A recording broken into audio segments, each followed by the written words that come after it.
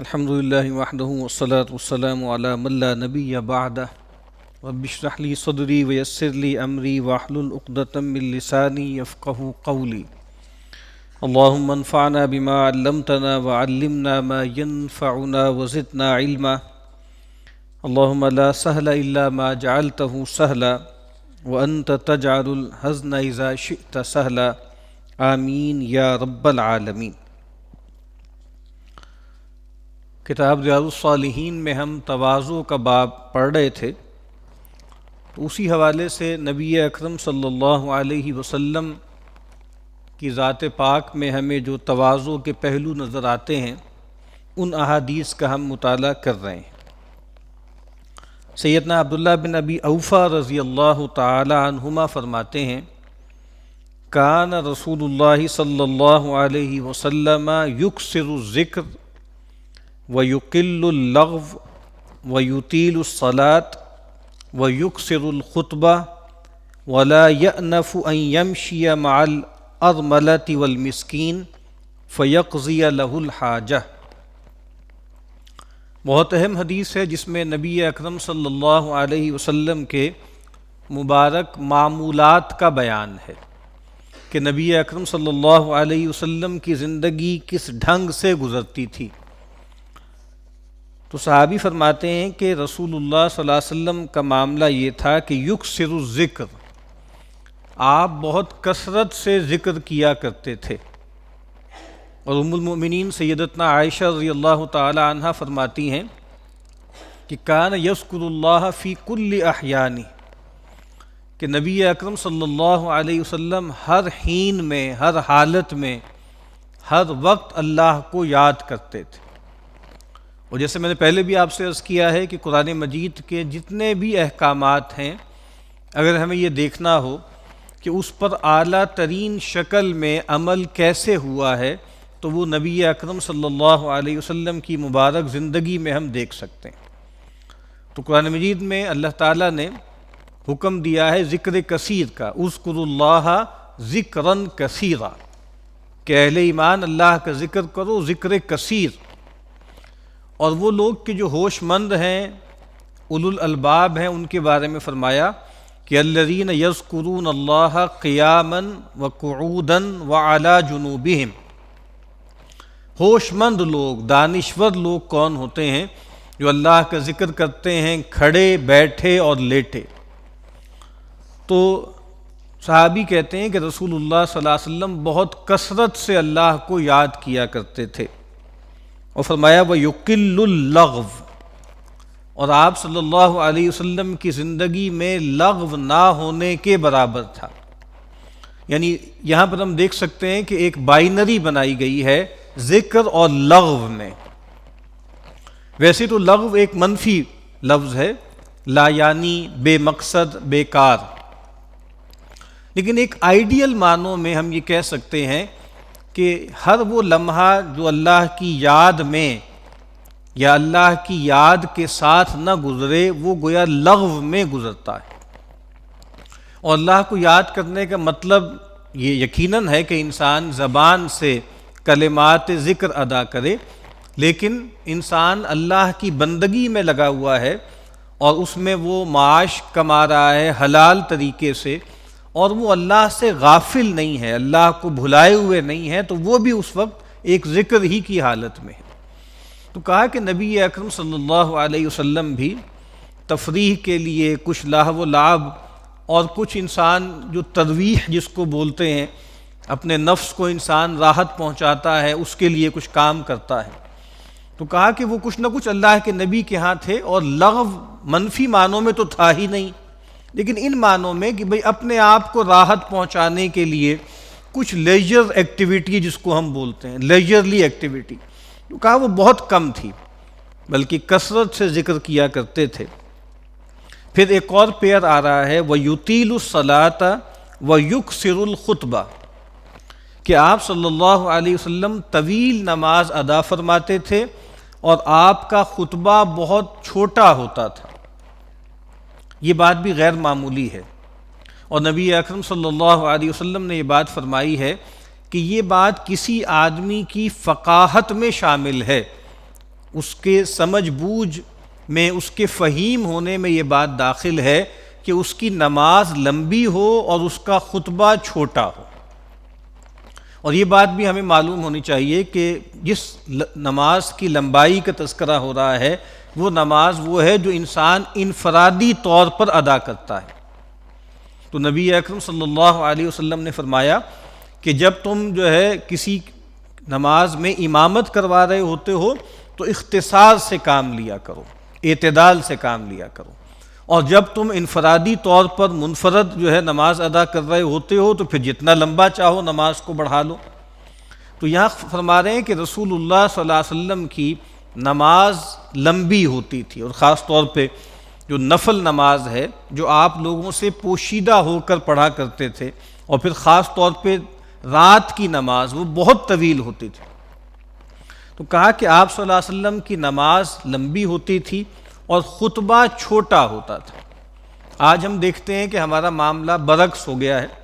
کہ ہماری نمازیں جو ہیں وہ چھوٹی ہو گئی ہیں اور ہمارے خطبے جو ہے وہ بہت لمبے ہو گئے ہیں، ہماری تقریریں، ہماری گفتگویں وہ بہت طویل ہونے لگیں۔ تو فرمایا کہ آپ بہت مختصر جو ہے وہ کلمات ارشاد فرمایا کرتے تھے، اور یہ ویسے بھی اللہ تعالیٰ نے آپ کو یہ اعجاز عطا فرمایا تھا،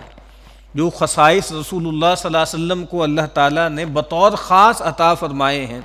باقی انبیاء سے بھی ممتاز ہو کر۔ ان میں سے ایک یہ بھی ہے کہ آپ نے فرمایا کہ اوتیت جوامع الکلم، کہ مجھے بہت جامع کلمات عطا کیے گئے۔ تو نبی اکرم صلی اللہ علیہ وسلم کے خطبات چھپتے ہیں، مختلف جو ہے اس کے ورژنز ہمیں ملتے ہیں، تو بڑے سے بڑا خطبہ بھی چند منٹ سے زیادہ کا نہیں ہوتا تھا، بہت مختصر الفاظ میں آپ اللہ تعالیٰ کی طرف جو ہے توجہ دلاتے تھے، اللہ کی یاد دہانی کرواتے تھے، آخرت کی تذکیر کرواتے تھے۔ تو فرمایا کہ آپ صلی اللہ علیہ وسلم کی نماز لمبی ہوتی تھی اور خطبہ چھوٹا ہوتا تھا۔ اب آخر میں وہ جملہ آ رہا ہے جس کی وجہ سے اس روایت کو نبی اکرم صلی اللہ علیہ وسلم کی تواضع کے باب میں درج کیا گیا۔ صحابی کہتے ہیں لا یأنف ان یمشی مع الارملۃ والمسکین فیقضی لہ الحاجہ۔ نبی اکرم صلی اللہ علیہ وسلم اس حوالے سے کوئی بڑائی کا احساس آپ کے اندر نہیں تھا، یا ہم کہہ سکتے ہیں کہ رسول اللہ صلی اللہ علیہ وسلم اس چیز میں کوئی یہ نہیں سمجھتے تھے کہ کوئی مذائقہ ہے یا اس میں کوئی سبکی کا پہلو ہے کہ وہ کسی بھی بیوہ اور کسی بھی مسکین کے ساتھ چل پڑتے اور اس کی حاجت پوری کرتے۔ یعنی نبی اکرم صلی اللہ علیہ وسلم کے لیے یہ بات کوئی بار کا سبب نہیں تھی، اور یہ بات کوئی آپ یہ نہیں سمجھتے تھے کہ میری شان سے کمتر ہے کہ میں کسی بیوہ، کسی حاجت مند، کسی مسکین کی حاجت روائی کے لیے چلوں۔ ایک اور روایت ہے وہ بھی اسی باب میں نقل ہوئی ہے، انس بن مالک رضی اللہ تعالی عنہ جو کہ رسول اللہ صلی اللہ علیہ وسلم کے خادم خاص تھے، وہ فرماتے ہیں کانت الامۃ من اماء اہل المدینہ، ایسا بھی ہوتا تھا کہ مدینہ کے باسیوں میں سے کوئی ایک باندی، کوئی ایک لونڈی لتأخذ بید رسول اللہ صلی اللہ علیہ وسلم فتنطلق به حیث شاءت، کہ کوئی لونڈی، کوئی باندی بھی رسول اللہ صلی اللہ علیہ وسلم کا ہاتھ پکڑ کر جہاں چاہتی تھی لے جاتی تھی۔ اب یہ جو چیزیں ہیں یہ بجائے خود ایک معجزہ ہے، یعنی بار بار یہ بات یہاں عرض کی جاتی ہے کہ نبی صلی اللہ علیہ وسلم جو ہیں صرف معجزہ لے کر نہیں آئے تھے، سب سے بڑا معجزہ تو آپ کا قرآن ہے، لیکن آپ صلی اللہ علیہ وسلم کی کل زندگی بجائے خود ایک معجزہ ہے۔ آپ صلی اللہ علیہ وسلم کون ہیں؟ آپ سید ولد آدم ہیں، آپ حبیب الرحمن ہیں، آپ امام الانبیاء ہیں، اور آپ کی بعثت کے بعد قیامت تک کسی کو جنت نہیں مل سکتی جب تک کہ وہ رسول اللہ صلی اللہ علیہ وسلم پر ایمان نہ لائے، آپ کی اطاعت نہ کرے، آپ کی محبت کا دم نہ بھرے۔ لیکن اور اس کے ساتھ ساتھ آپ صلی اللہ علیہ وسلم جو ہیں مدینہ کی جو مملکت ہے، سلطنت ہیں، اس کے بے تاج بادشاہ ہیں، مطاع ہیں آپ، اور آپ کا معاملہ یہ ہے کہ کوئی بھی بیوہ، کوئی بھی مسکین آپ کو جہاں لے جانا چاہتی آپ چل پڑتے، اور اس کی ضرورت پورا کرنے کے لیے، اس کی حاجت پورا کرنے کے لیے اس کے ساتھ چل پڑتے اور اس کے کام کرتے۔ تو یہ گویا نبی اکرم صلی اللہ علیہ وسلم کی تواضع کا بیان ہے۔ براء ابن عازب رضی اللہ تعالی عنہما فرماتے ہیں، کان النبی صلی اللہ علیہ وسلم ینقل التراب یوم الخندق حتی اغبر بطنہ۔ معلوم ہے کہ 5 ہجری میں قریش کے کئی قبائل جو ہیں وہ چڑھ کر آ گئے تھے، اور کئی لشکر آ گئے تھے مسلمانوں پر مدینہ پر حملہ کرنے کے لیے، اور اس غزوے کو کہا ہی جاتا ہے غزوۃ الاحزاب یا غزوہ خندق کہا جاتا ہے، اور بہت سخت حالات تھے، اور قرآن مجید کہتا ہے وہ زلزلوا، مسلمان جو ہیں وہ ہلا مارے گئے۔ اور سیدنا سلمان فارسی رضی اللہ تعالی عنہ کی تجویز پر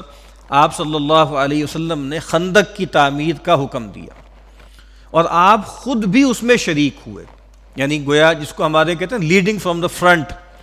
کہ جو کام آپ نے اپنے صحابہ سے کہا خود آپ سب سے بڑھ کر اس میں شریک ہوئے۔ تو جب وہ خندق کھودی جا رہی تھی، اس کی مٹی نکال کر منتقل کی جا رہی تھی، تو نبی اکرم صلی اللہ علیہ وسلم وہ مٹی لے لے کر منتقل کرتے تھے، یہاں تک کہ آپ کا جو بطن مبارک ہے، آپ کا جو پہلو ہے، وہ غبار آلود ہو گیا، وہ جو ہے وہ مٹی میں لتھڑ گیا۔ اور آپ اس موقع پر یہ اشعار پڑھ رہے تھے کہ واللہ لولا اللہ مہتدینا ولا تصدقنا ولا صلینا، اللہ کی قسم اگر اللہ نہ ہوتا تو نہ ہم کبھی ہدایت پاتے، نہ کبھی ہم جو ہے وہ صدقہ کرتے، نہ کبھی ہم نماز پڑھتے۔ فانزلن سکینۃ علینا، تو اے اللہ تیرا کرم ہے، تیری عنایت ہے، تو اب ہم پر سکینت نازل کر۔ اور ظاہری بات ہے کہ جنگ کا موقع ہے جس میں بہت ہبڑ دبڑ ہے اور بہت دہشت اور خوف کا جو ہے منظر ہے، تو کہا کہ اے اللہ تو ہم پر سکینت، سکون کی کیفیت طاری کر۔ وَثَبِّتِ الْأَقْدَامَ إِن لَاقَيْنَا، اے اللہ جب ہماری مٹ بھیڑ ہو اپنے اور تیرے دشمنوں سے، تو اے اللہ تو ہمارے قدموں کو ثبات عطا فرما۔ إِنَّ الْأُولَىٰ قَدْ بَغَوْا عَلَيْنَا، یہ جو لوگ ہیں یہ ہم پر سرکشی کر رہے ہیں، یہ ہم پر چڑھ کر آ گئے ہیں۔ اذا ارادوا فتنة ابینا، جب انہوں نے ارادہ کیا فتنے کا ہم نے انکار کیا۔ فتنہ اس کے کئی مطلب ہوتے ہیں، لیکن ایک بہت بڑا مطلب فتنے کا یہ ہوتا ہے کہ لوگوں کو جبراً شرک اور کفر پر مجبور کیا جائے، اور یہی نظام تھا رسول اللہ صلی اللہ علیہ وسلم کی بعثت کے وقت۔ معاملہ یہی تھا کہ جو حکمران ہوتے تھے، جو پاور ایلیٹ ہوتی تھی، ان کا جو دین ہوتا تھا وہ سب پہ ٹھوسا جاتا تھا، تو شرک کا امپائر قائم تھا اور لوگوں کو شرک پہ مجبور کیا جاتا تھا۔ تو قرآن مجید نے کہا ہے نا کہ وَقَاتِلُوهُمْ حَتَّى لَا تَكُونَ فِتْنَةٌ، اے مسلمانوں ان سے جو ہے وہ جنگ کرو، قتال کرو، یہاں تک کہ کوئی فتنہ باقی نہ رہے۔ وَيَكُونَ الدِّينُ كُلُّهُ لِلَّهِ، اور ایک جگہ پہ ہے وَيَكُونَ الدِّينُ لِلَّهِ، اور تاکہ دین کل کا کل اللہ کے لیے ہو جائے۔ یعنی یہ جو پرسیکیوشن کا نظام ہے کہ لوگوں کو جو ہے مجبور کیا جا رہا ہے شرک اور کفر پر، اس کو ختم کرو۔ تو کہا کہ انہوں نے ارادہ کیا ہمیں فتنے میں ڈالیں، ہمیں دوبارہ سے اپنے اس پرانے مشرکانہ دین میں جو ہے وہ لوٹا دیں، اور اس وجہ سے انہوں نے ہم پر سرکشی کی۔ تو کہتے ہیں کہ جب رسول اللہ صلی اللہ علیہ وسلم یہ اشعار پڑھ رہے ہوتے تھے تو وَيَرْفَعُ بِهَا صَوْتَهُ أَبَيْنَا أَبَيْنَا، تو آپ جب یہ یہاں تک پہنچتے آخر میں تو پھر آپ دہراتے اپنے ان الفاظ کو اونچی آواز میں، ابینا ابینا، ہم نے انکار کیا، ہم نے انکار کیا، ڈیفائنس کی ہم نے جو ہمارا شرک کا نظام تھا اس سے۔ تو یہاں پر بہرحال جو مستدل ہے وہ کیا ہے؟ وہ نبی اکرم صلی اللہ علیہ وسلم کا خندق کھودنے کے اس عمل میں شریک ہونا ہے، اور اس جو ہے وہ مٹی کو منتقل کرنا ہے۔ اسی طریقے سے سیدنا جابر کہتے ہیں کہ ہم ایک موقع پر نبی اکرم صلی اللہ علیہ وسلم کے ساتھ تھے، اور جو پیلو کے جو درخت ہوتے ہیں اس میں سے ہم پھول چن رہے تھے، تو رسول اللہ صلی اللہ علیہ وسلم ہم سے ساتھ یہ کہتے جاتے علیکم بالاسود منہ فإنہ اطیبہ، کہا کہ بھائی ان میں سے جو سیاہ سیاہ ہے نا وہ چنو، کہ یہ ان میں سب سے عمدہ ہوتے ہیں۔ تو صحابہ نے حیرت سے پوچھا کہ بھائی آپ کو یہ بات کیسے معلوم ہوئی؟ اس طرح کی جو باتیں ہیں وہ تو ان لوگوں کو معلوم ہوتی ہیں جو بھیڑ بکریاں چرایا کرتے ہیں، جو گڈریے ہوتے ہیں۔ تو صحابہ نے حیرت سے پوچھا اکنت ترعى الغنم، اے اللہ کے نبی کیا آپ جو ہیں وہ بکریاں چرایا کرتے تھے؟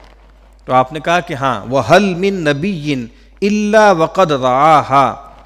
کہا کہ کیا کوئی نبی ایسا بھی ہے کہ جس نے بکریاں نہ چرائی ہوں؟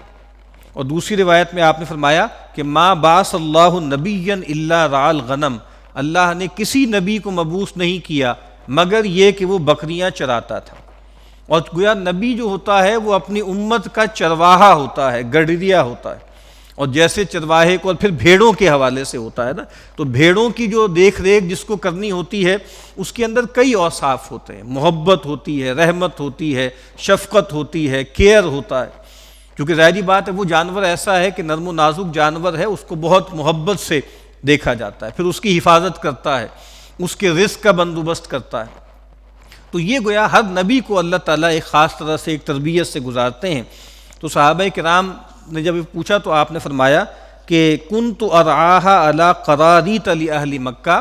کہ میں چند قراریط، چند درہم و دینار کے عوض اہل مکہ کی بکریاں چرایا کرتا تھا۔